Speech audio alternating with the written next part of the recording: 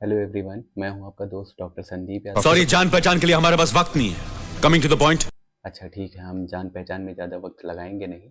हमारा जो आज का टॉपिक होने वाला है वो ये है कि हम रिवीजन कहाँ से शुरू करेंगे, क्योंकि एग्ज़ाम हमारा पास में आ रहा है। दिसंबर में बस 2-2.5 महीने बाकी हैं, 3 महीने ऑलमोस्ट। मेरा जहाँ तक मानना है, आप सभी ने अपने सारे सब्जेक्ट्स एक बार तो ख़त्म कर लिए होंगे, या अगर नहीं भी, इन केस नहीं भी कर पाए हैं, तो अगले 10-15 दिन के अंदर वो भी आपका हो जाएगा। फिर आप शुरू करेंगे रिवीजन, क्योंकि फर्स्ट टाइम में हमें ज़्यादा टाइम लगता है, सेकंड टाइम में हम टाइम रिड्यूस करेंगे, थर्ड टाइम में और कम दिन लगाएंगे, और फोर्थ में हम बहुत रैपिड रिवीजन करेंगे। फिर हम कैसे करते हैं, हमारा जो फर्स्ट टाइम का जो रीडिंग होता है वो टाइम टेकिंग होता है, क्योंकि मेडिसिन, फार्मा फार्मा है, मेडिसिन, माइक्रो और पीएसएम, ओबीजी, सर्जरी, ये कुछ सब्जेक्ट्स हैं जो 5 से 6 दिन ले जाते हैं हमारे। इनमें टाइम लगता ही लगता है। तो इस वजह से हमें फर्स्ट टाइम में ज़्यादा टाइम लगता है। फिर हम सेकेंड टाइम में हर सब्जेक्ट में 1-2 दिन घटाते हैं। फिर थर्ड टाइम में हम हर सब्जेक्ट को 1 या 2 दिन में पूरा करने की कोशिश करते हैं। इस तरह से हमारा होता है रिवीजन। तो अब हम बात करेंगे कि हमें रिवीजन स्टार्ट कहाँ से करना है और किस तरह से, किस सब्जेक्ट से करना है। दोस्तों, रिवीजन शुरू करने का जो बेस्ट मेथड होता है ना, उसके लिए हमें क्या करना चाहिए, जब हमारा पहला जो हमारी रीडिंग थी ना, फर्स्ट वाली, वो जब कंप्लीट हुई, तो हम उसके बाद एक जीटी देंगे। जीटी तो वैसे भी हमें 8-10 दिन पे एक बार देना ही देना होता है, पर जब हमारा फर्स्ट रीडिंग कंप्लीट होता है उसके बाद हम एक मेन जीटी देते हैं। उस जीटी में हम अच्छे से उसकी एनालिसिस करते हैं और देखते हैं कि हमारा कौन सा सब्जेक्ट है जो कि वीकेस्ट है, जिसमें सबसे कम मार्क्स मिले हमें। मिनिमम से मिनिमम हम 50% एस्टिमेट लेके चलते हैं हर सब्जेक्ट में। पर अगर हमारे नहीं आते हैं किसी सब्जेक्ट में, हमारा बहुत ही गंदा परफॉर्मेंस होता है, जिसमें हम मेन सब्जेक्ट्स को सबसे ज़्यादा कंसीडर करते हैं, जो कि हमारे बड़े सब्जेक्ट्स हैं, जो 5-7 कुछ सब्जेक्ट्स हैं, उनको हम सबसे पहले कंसीडर करते हैं। उनमें से जो भी सब्जेक्ट हमारा जो बहुत वीक होता है, हम रिवीजन वहाँ से स्टार्ट करते हैं। मान लीजिए आपकी मेडिसिन बहुत कमज़ोर है, मेडिसिन में आपका परफॉर्मेंस बहुत गंदा रहा है, तो आप मेडिसिन से शुरू करना आपके लिए ज़्यादा सही रहेगा। क्योंकि जो सब्जेक्ट्स आपको आ रहे हैं उसको मजबूत तो करना है, पर कुछ बड़े सब्जेक्ट्स हैं जो हमें पढ़ के जाना ही जाना है, जो हमें अच्छे खासे मार्क्स दिलाते हैं। तो हमें वीक वाले को भी मजबूत करना है साथ में। तो हम सबसे पहले क्या करेंगे, हम सबसे पहले बड़े वाले सब्जेक्ट का, जो कि हमारा वीकेस्ट है, हम उसका रिवीजन करेंगे। और इसके लिए मैं मारवा सर की एक लाइन बोलना चाहूँगा, वो जो हमेशा बोलते हैं, ईट द फ्रॉग। जो मेढक आपको सबसे ज़्यादा नुकसान पहुँचा रहा है ना, जो आपको सबसे ज़्यादा परेशान कर रहा है, जो भी सब्जेक्ट है, जो आपके लिए सर दर्द बना हुआ है, आप पहले उसको फिनिश करेंगे। आप छोड़ के नहीं जा सकते। कुछ सब्जेक्ट हैं 1-2 जो आप अगर नहीं करेंगे बहुत अच्छे से तो भी काम चल सकता है, या सिर्फ पीवाईक्यूज़ कर लिया उनका तो भी काम चल जाएगा। उनकी बात हम करेंगे अगले किसी वीडियो में, या हो अगर टाइम मिला तो इसी वीडियो के अंत में हम उसकी बात भी करेंगे। पर जो हमारे लिए जो मेन सब्जेक्ट्स हैं उनको छोड़ के नहीं जा सकते। वो 20 से 30 नंबर दिलाता है एक सब्जेक्ट आपको। और अगर आपने छोड़ भी दिया, और इंटीग्रेटेड क्वेश्चंस आते हैं आजकल, अगर इंटीग्रेशन में किसी और सब्जेक्ट का क्वेश्चन भी है पर उसने दूसरे सब्जेक्ट का कोई भी पार्ट पूछा हुआ है, तो आप क्या करेंगे? फिर तो आप भूल जाएंगे, आपको याद ही नहीं आएगा। इसलिए मेन सब्जेक्ट्स को करके जाना बहुत ज़रूरी है, कोई भी उसमें से सब्जेक्ट छोड़ना नहीं है। और रिवीजन के लिए जो वीकेस्ट सब्जेक्ट होगा वहाँ से स्टार्ट करेंगे, उसके साथ में हम इंटीग्रेशन में पढ़ेंगे। मान लीजिए आपने मेडिसिन शुरू किया और उसके साथ में अगर आप पैथ भी कर लेते हैं, तो आपको सारी डिजीज़ेज़ की आपको पैथोलॉजी भी पता चल गई। और उसके साथ में अगर आपने फार्मा भी कर ली, तो आपको सारी ड्रग्स भी याद आ गई, कौन सी डिजीज़ में हम कौन सी ड्रग्स दे रहे थे, क्या मैकेनिज्म ऑफ एक्शन था। ये होता है इंटीग्रेशन का फ़ायदा। थोड़ा सा कॉम्प्लिकेटेड होता है, मेहनत लगती है, एफर्ट्स लगते हैं, पर फ़ायदा बहुत होता है। आजकल का जो ट्रेंड है, जो बहुत लोग कर रहे हैं, अगर आपको सही लगता है, मैं पूरी तरह से सजेस्ट नहीं कर रहा हूँ, मैंने किया था, पर अगर आपको सही लगता है तो आप वो भी कर सकते हैं। आप एक 20th नोटबुक भी बना सकते हैं, है ना? अगर आप सेल्फ स्टडी कर रहे हैं फिर तो मेरे ख्याल से बनाना ही चाहिए। पर अगर आप कोचिंग ले रहे हैं या फिर किसी भी ऑनलाइन ऐप से पढ़ रहे हैं जिसमें आप बहुत ज़्यादा टाइम दे रहे हैं, तो फिर आप सोच सकते हैं करना चाहिए नहीं करना चाहिए। पर अगर आप सेल्फ स्टडी कर रहे हैं तब तो बनाना चाहिए। उसमें आप एक बार में सारा कुछ लिख सकते हैं, हर एक डिजीज़ पे आप पूरा डिटेल उसका लिख सकते हैं। आपने कोई भी टॉपिक उठाया, आप उस टॉपिक को लेके जिस भी सब्जेक्ट में जो भी डेटा है, जो भी इंफॉर्मेशन है, आप उसको एक जगह पे लिख सकते हैं। इसके अलावा आप एक चीज़ और कर सकते हैं अपनी 20th नोटबुक में। वो ऐड कर सकते हैं। जैसे कि मैंने एक वीडियो भी बनाया हुआ है उस पे कि मैंने किस तरह बनाया था। तो मैंने हर पेजेस पे, एक पेज पे मैंने इंपॉर्टेंट टेस्ट लिख रखे थे, फिर 4-5 पेजेस पे मैंने इंपॉर्टेंट ड्रग्स लिख रखे थे। फिर उसके बाद में हर सब्जेक्ट के जो मैंने पीवाईक्यूज़ किए थे, जिसमें नीट पीजी और आईनी-सीटी के भी किए थे, उसमें जो मुझे नहीं आ रहा था, जो आ रहा है उसको आपको छोड़ के निकल जाना है। बस आपको इतनी श्योरिटी होनी चाहिए कि ये मुझे अच्छे से आता है। आ रहा है, आपने उसको क्वेश्चन किया, पीवाईक्यू किया, आपको आ रहा है, आप छोड़ के निकल गए। जो चीज़ आपको नहीं आ रहा है, आप पहले तो ऐप में उसको बुकमार्क करेंगे, जिस भी ऐप से आप कर रहे हैं, उसको बुकमार्क करेंगे ताकि नेक्स्ट टाइम अगर आप दोबारा कर रहे हैं उस क्वेश्चन को, तो वो वाले क्वेश्चन ही करें, क्योंकि वो आपको नहीं आ रहा था।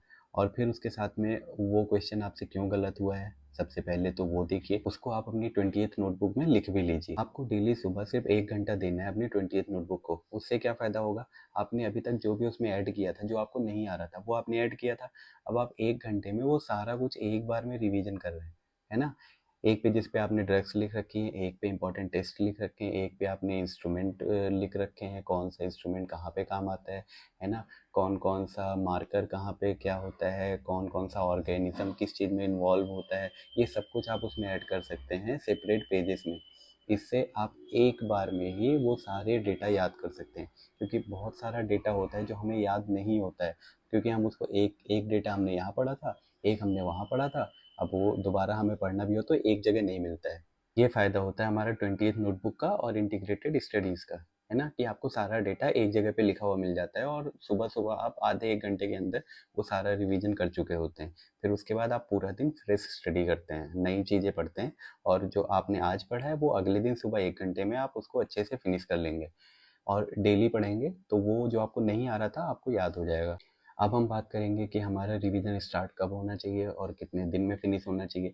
तो जो फर्स्ट रिवीजन हमारा स्टार्ट होना चाहिए वो जितना जल्दी आप शुरू कर देते हैं उतना ही अच्छा रहेगा, और फर्स्ट रिवीजन 40 टू 45 डेज़ का होना चाहिए। आप इससे कम में कर सकते हैं तो वेल एंड गुड। अगर आप इससे ज़्यादा टाइम ले रहे हैं तो आपका सेकंड और थर्ड रिवीजन लेट होगा। हो सकता है आप थर्ड या फोर्थ रिवीजन कर ही ना पाएँ। तो जितना जल्दी आप सेकंड रिवीजन और फर्स्ट रिवीजन ख़त्म करेंगे आपके लिए आगे उतना ही फ़ायदा रहेगा। अगर आपने 1 अक्टूबर को रिवीजन स्टार्ट किया है तो आपका 10th ऑफ नवंबर या फिर 15th नवंबर तक आपका फर्स्ट रिवीजन ख़त्म हो जाना चाहिए। 10th नवंबर तक आप ख़त्म कर रहे हैं, बहुत अच्छी बात है। और फिर अगले 20-25 दिनों में या मैक्सिमम 30 डेज़ में आपको सेकंड रिवीजन फिनिश कर देना है। फिर जो थर्ड रिवीजन होगा वो हमारा बहुत फास्ट रिवीजन होगा, उसमें हम 15 दिन मैक्सिमम लेंगे। तो हमारा सेकंड रिवीजन जो 15th नवंबर को शुरू हुआ था या 10th नवंबर को शुरू हुआ था, वो हमारा नवंबर के अंदर ही ख़त्म हो गया। फिर हमारा जो थर्ड रिवीजन है वो हम दिसंबर में करेंगे, 15 दिसंबर तक या 10 दिसंबर तक, क्योंकि हम अभी एग्ज़ाम डेट हमें पता नहीं है, तो हम कह नहीं सकते कि कब होगा। हो सकता है 10 दिसंबर को ही एग्ज़ाम हो या हो सकता है जनवरी में भी जाए, है ना? तो हम एस्टिमेटेड डेट जो लेके चल रहे हैं वो है 20th दिसंबर। तो उस हिसाब से हम करेंगे। हमारा 10th या 15th दिसंबर तक थर्ड रिवीजन ख़त्म हो जाना चाहिए, और लास्ट का 1 हफ़्ता हमें छोड़ के रखना है। लास्ट के 1 हफ़्ते में आपको कुछ समझ में नहीं आएगा, आपको बहुत सारे पीवाईक्यूज़ करने हैं, जितने पीवाईक्यूज़ हैं वो आपको रटने हैं, हर एक पीवाईक्यू आपके फिंगर टिप्स पे होना चाहिए। ये मारवा सर ने बताया है और ये बहुत ज़्यादा इफ़ेक्टिव है, हर एक पीवाईक्यू आपके फिंगर टिप्स पे होना चाहिए। क्योंकि पीवाईक्यूज़ अगर डायरेक्ट आते हैं तो वो आपको फ्री का 1 मार्क मिलता है। बहुत बार होता है same to same PYQ repeat हो जाते हैं। पीवाईक्यूज़ तो बहुत बार रिपीट होते ही होते हैं, पर पीवाईटीज़ पीवाईटीज़ तो हर बार आते हैं, कितने आते हैं, है ना? अगर आपने वो टॉपिक्स अच्छे से किए हुए हैं तो फिर कितने 40-50 तो मिनिमम हो जाते हैं पीवाईटीज़, जो हर बार आते ही आते हैं। तो ये सब आपके फिंगर टिप्स पे होना चाहिए 100% स्ट्राइक रेट के साथ। पीवाईक्यूज़ आ रहा है, अगर आया है तो आपसे गलत नहीं होना चाहिए। फिर वो आपकी मेहनत में कमी हुई अगर आपने वो गलत कर दिया है तो, क्योंकि इस बार भी बहुत सारे पीवाईक्यूज़ रिपीट हुए थे।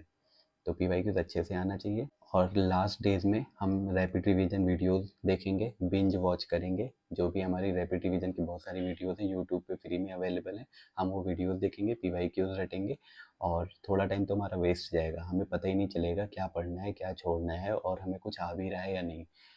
आप बहुत सारी कन्फ्यूजन्स के साथ बैठे होंगे, पढ़ने बैठेंगे। अगर आप ईएनटी पढ़ रहे हैं, आपको लगेगा ऑफ्था छूट रही है। आपने ऑफ्था खोला, डर्मा छूट रही है। डर्मा उठा लिया आपने, सर्जरी और मेडिसिन नहीं आ रही मुझे। आप जो पढ़ने बैठेंगे उसके अलावा बाकी सारे सब्जेक्ट्स का आपको स्ट्रेस शुरू हो जाएगा। तो लास्ट के 7 डेज़ में 3 या 4 डेज़ ही काउंट करिए आप, क्योंकि बहुत सारा मेंटल प्रेशर भी होता है और सामाजिक दबाव भी होता है। नहीं हुआ तो क्या होगा, मम्मी पापा क्या बोलेंगे, और वो पड़ोसी चाचा क्या बोलेंगे, ये वो सब कुछ रहता है। तो वो सब भी आपको झेलना है। तो ये सब प्रेशर हम जीटी में निकालेंगे। जीटी आपको देना है हर हफ्ते के एंड पे, या एटलीस्ट 10th डे आपको जीटी देना ही देना है। जीटी के मार्क्स से कभी भी हमें ना बहुत खुश होना है ना बहुत परेशान होना है। जीटी कभी भी डिसाइड नहीं करता है कि आपका सिलेक्शन होगा, आप क्वालिफाई करेंगे या नहीं करेंगे। जीटी हमें सिर्फ और सिर्फ एग्ज़ाम के लिए तैयार करता है। जीटी आप जितना पेशेंस के साथ देते हैं, जितना स्ट्रेस फ्री होकर देते हैं, एग्ज़ाम में आपका उतना ही फ़ायदा होता है। तो जीटी आपको एग्ज़ाम के पहले 8 से 10 जीटीज़ आपको दे के ही जाने हैं। आप खुद सोचिए कि जब आपको जीटी देने का अगर अभी से मन नहीं कर रहा है, तो आप वहाँ पे सुबह से लेकर शाम तक बैठ के एग्ज़ाम कैसे देंगे, है ना? तो अगर आप यहाँ पे खुशी-खुशी जीटी दे पा रहे हैं, इसका मतलब आप एग्ज़ाम के लिए प्रिपेयर्ड हैं। पर अगर यहीं पे आपको आलस आ रहा है, तो वहाँ पे क्या करेंगे? और जिसमें से बहुत सारे लोग जो नाइट आउल्स हैं, जो रात को पढ़ते हैं, बताइए दिन में उनको नींद आती है।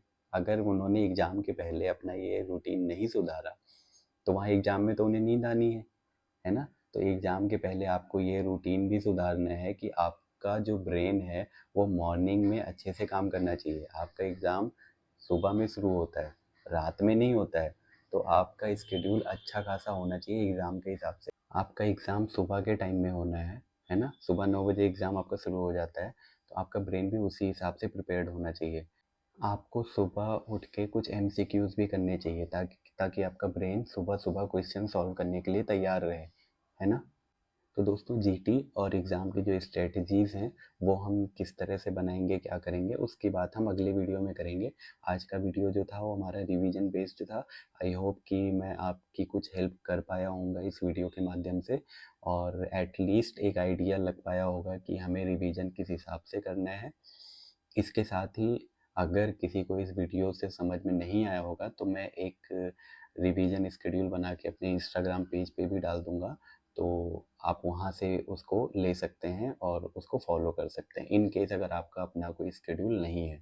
अगर आपको वीडियो अच्छा लगा हो तो ज़्यादा कुछ नहीं करना है, बस चैनल को सब्सक्राइब कर देना है, वीडियो को लाइक कर देना है, ताकि मैं अगला वीडियो जल्दी लेके आऊँ। जिस हिसाब से आप लाइक करते हैं वीडियो को, उतनी ही ज़्यादा मोटिवेशन मिलती है अगला वीडियो बनाने की। तो इस तरह से हम मिलते रहेंगे फिर अगले किसी टॉपिक पे। हमारे बहुत सारे टॉपिक हैं, बहुत सारी इश्यूज़ हैं, एग्ज़ाम के पहले भी बहुत सारी प्रॉब्लम्स आएँगी, तो हम उन पे भी बात करेंगे। तब तक के लिए धन्यवाद।